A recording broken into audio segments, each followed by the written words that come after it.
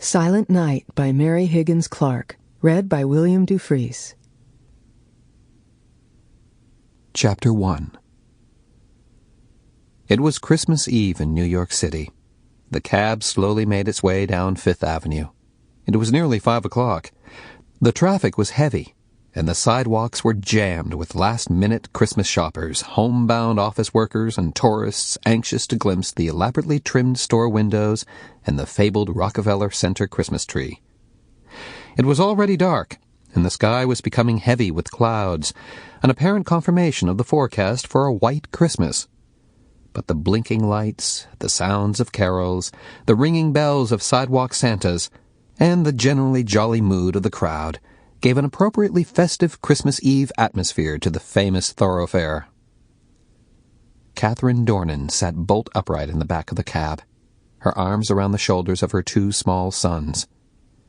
By the rigidity she felt in their bodies, she knew her mother had been right. 10-year-old Michael's surliness and 7-year-old Brian's silence were sure signs that both boys were intensely worried about their dad. Earlier that afternoon, when she had called her mother from the hospital, still sobbing despite the fact that Spence Crowley, her husband's old friend and doctor, assured her that Tom had come through the operation better than expected, and even suggested that the boys visit him at 7 o'clock that night, her mother had spoken to her firmly. "Catherine, you've got to pull yourself together," she had said. "The boys are so upset, and you're not helping. I think it would be a good idea if you tried to divert them for a little while.